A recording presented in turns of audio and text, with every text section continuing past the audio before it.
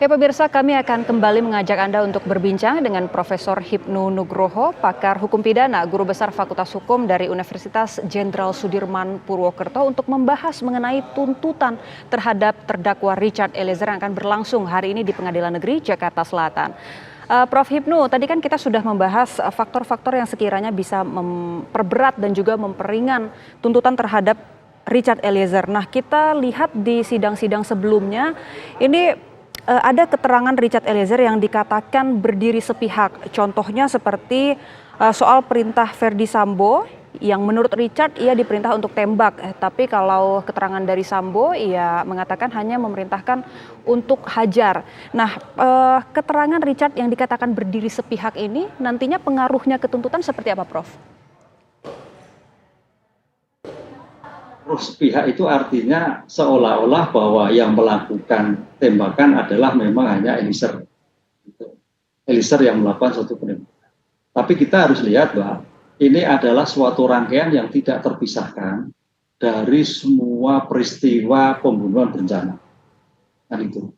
Dan terkait dengan beberapa pihak. Ada Eliezer, ada K, ada R, ada P. Oleh karena itu sebaiknya menurut kami ya, itu kita tentukan dulu, ya ini sebagai bentuk kajian, bahwa tuntutan hari ini mungkin kok belum siap. Saya berpikir kalau bisa dilakukan tuntutan itu lebih baik tuntutan Pak Sambo dulu. Tuntutan Pak Sambo dulu. Karena dari Pak Sambo itu nanti bisa kita turunkan dari peran-peran, bagaimana peran E, bagaimana peran K, bagaimana peran R, P, dan sebagainya. Itu sangat konstruksi sekali. Jadi kalau sekarang itu dibacakan suatu tuntutan, ya kayaknya, ya walaupun memang di-split ya, secara hukum kan di-split ya, tapi tidak memberikan suatu gambaran yang utuh dalam suatu peristiwa pembunuhan berencana ini. Karena aktornya adalah Sambo. Begitu Sambo sudah diputuskan sekian, dituntut sekian dengan pelakuan sekian, nanti tinggal menggambarkan masing-masing dari peran serta pihak masing-masing terdakwa. Itu akan menarik sekali dan saya kira akan memudahkan di dalam suatu memberikan gambaran tentang suatu peristiwa yang telah terbukti dan gambaran tentang tuntutan yang dimintakan pada penuntut umum. Berapa tahun misalkan gitu. Seandainya contoh misalkan Mbak Boni, oke, kalau sampai misalkan Sambo dituntut sampai mati misalkan, berarti yang lain itu tuntutannya adalah mungkin hanya beberapa, 10 atau 9 atau 8 atau berapa. Artinya masing-masing peran yang ada terkait pembunuhan berencana itu sebagai turut serta itu akan lebih jauh ke bawah. Apalagi peran R misalkan dalam perdebatan, K yang ternyata tidak tahu apa-apa, tingkat kemampuannya juga rendah dan sebagainya, sehingga lucu malah gitu kan. Itu saya kira mungkin lebih bawah lagi kan itulah. Ini saya kira jaksa penuntut umum kalau bisa menggambarkan itu lebih mudah dicerna dalam suatu pemberian suatu tuntutan ini. Baik, ini itu, artinya baik, Prof. Ini artinya tuntutan terhadap salah satu terdakwa ini juga akan mempengaruhi tuntutan ke terdakwa lainnya ya, Prof. Karena kita tahu ini kan kasus melibatkan 5 terdakwa begitu, Prof. Iya. Oleh karena itu saya kira kok hari ini mungkin tuntutan yang akan dibacakan oleh penuntut umum belum siap ya. Masih memformulasikan karena saksinya banyak loh, Mbak. Ada 50-an lebih loh sehingga tidak mudah memformulasikan gambaran keterangan saksi itu kemudian mengkonstruksikan dengan antara keterangan satu keterangan yang lain sehingga pada suatu mengkerucut ada suatu perbuatan pembunuhan berencana atau mungkin nanti pembunuhan biasa kalau yang terbukti baru pada pidana yang diinginkan oleh penuntut umum. Itu pun melihat dari peran masing-masing yang ada. Apakah pertanyaannya Sambo itu sudah ada gambaran? Ini saya kira memang suatu yang harus dipikirkan. Sehingga saya berpikiran kok lebih baik Sambo dulu sebagai gambaran baru terhadap para pihak yang terkait turut serta pembunuhan berencana ini, Pak. Baik. Memang Prof, kita tahu kan pada pekan lalu ketika hakim mengagendakan sidang tuntutan ini sebenarnya jaksa memang sudah meminta waktu 2 minggu ya, dengan alasan karena jaksa ini ingin mendahulukan yang pokok dulu. Nah, apakah sebenarnya mungkin memang pertimbangan jaksa ini mau menunggu sidang dengan terdakwa-terdakwa lainnya juga selesai dulu begitu, Prof? Kalau menurut Prof bagaimana? Iya, saya sepakat itu sebagai bentuk formulasi pemberian suatu anatomi kasus itu lebih mudah.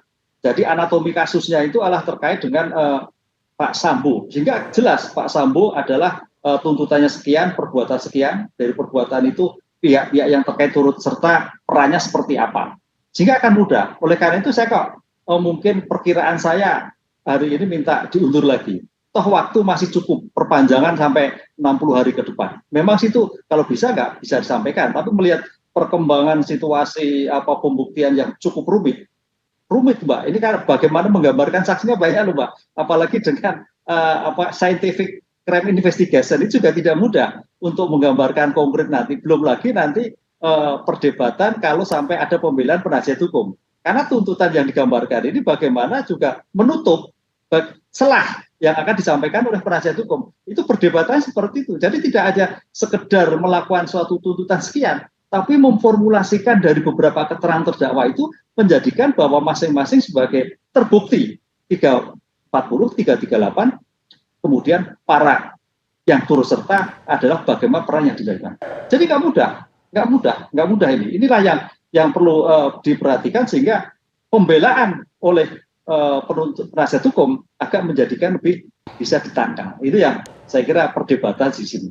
Baik, tadi kan Prof. Hipnu bilang, Prof. Hipnu memperkirakan kayaknya jaksa ini akan menunda lagi. Nah nanti apakah ada kemungkinannya Prof, ujung-ujungnya ini akan tuntutan Sambo dulu, baru Eliezer kemudian?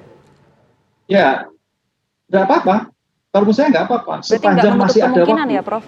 Nggak menutup kemungkinan. Karena ini kita harus bisa memberikan gambaran yang utuh, Mbak. Karena jangan sampai peran Eliezer sudah dituntutan, ternyata tidak nambung. Bagaimana terkait dengan pembunuhan berencana. Akar awalnya itu adalah pembunuhan berencana oleh Sambo. Sehingga dari Sambo itu diturunkan dengan peran serta dari masing-masing sebagai terdakwa yang ada. Jadi jangan dibalik. Kalau dibalik nanti agak kesulitan. Karena kita berpikir dari deduktif ke induktif. Itu Mbak Ivoni. Baik, berarti bisa dikatakan ini harusnya Sambo dulu ya tadi, seperti yang Prof. Hipnu bilang. Berarti idealnya pun hukumannya pasti Sambo yang akan lebih berat begitu Prof? Ya pasti. Ya kita bicara ideal ya Mbak. Tapi nggak tahu nanti kalau penuntut umum punya cara tersendiri. Tapi kalau menurut saya, kalau ibarat suatu riset ya, itu dari grandnya dulu, baru kita cabang-cabangnya, kan itu. Dari penelitian awalnya baru kepada pengembangan yang lain. Nah ini kan harusnya kan seperti itu. Tapi kalau memang penuntut umum punya cara tersendiri, nggak masalah. Itu memang sudah di-split ya. Secara konteks hukum sudah dipisahkan. Tapi bagian dari suatu titik besar, suatu perkara harusnya adalah perkara yang aktornya dulu, baru kepada pihak-pihak yang terkait. Sehingga ya ancamannya Pak Sambo lebih besar karena sebagai aktor intelektual. Nah, itu. Yang lebih besar, apakah itu pidana mati, apakah seumur hidup, itu domain nanti. Tapi baru itu diturunkan. Makanya kemarin perdebatannya ahli, apakah kehendak sama itu mempunyai kehendak sama seperti Sambo? Kan tidak. Kehendak sama itu kehendak untuk melakukan kejahatan. Lah, perannya itu yang berbeda-beda antara peran R. Saya melihatnya peran K itu agak sedikit banyak keberuntungan Mbak, karena ketidakmampuannya, ketidaktahuan. Baru kemudian R itu agak berubah-ubah. Nah, di situ kita akan melihat nanti berat ringannya dari suatu tindak pidana yang dilakukan. Termasuk hal-hal yang memperingankan, memberatkan. Artinya ada pengakuan bersalah, pengakuan membuat suatu permasalahan tersendiri, ada permasalahan yang kelupaan dan sebagainya, terlalu tunduk pada pimpinan. Itu kan seperti itu kan. Karena apa yang dilakukan ini harusnya dihindarkan. Ada kemampuan untuk mencegah. Kemarin R kan seperti itu, ketidakmampuan mencegah untuk melakukan suatu pembunuhan. Ini memang perdebatannya cukup panjang. Ada memang beberapa teori misalkan delik omniscient, dan tidak mampuan mencegah itu masuk kualifikasinya. Tapi pertanyaannya apakah teori itu bisa dimasukkan dalam kasus ini atau tidak? Dan itu loh. Tapi kalau yang lain besar, misalkan korupsi, kasus militer bisa. Tapi kasus ini bisa nggak konsep berbuat tidak berbuat? Gitu Mbak. Kalau itu memang masuk, berarti masuk kualifikasi sebagai penyerta. Baik, tapi nanti walau-alam tergantung analisis dari penuntut umum atau majelis. Baik Prof, kita kembali lagi ke pasal yang didakwakan ya Prof. Kita bicara segala kemungkinan. Sebenarnya peluang Richard Eliezer lolos dari pasal 340 pembunuhan berencana seperti apa, Prof. Hipnu? Dan kalau misalnya nanti 340 ini tidak terbukti, berarti otomatis gugur, Prof. Tapi Prof. Hipnu tahan dulu ya, Prof. Sesaat lagi ya kita jawab usai jeda. Tetap di Breaking News TV One pemirsa.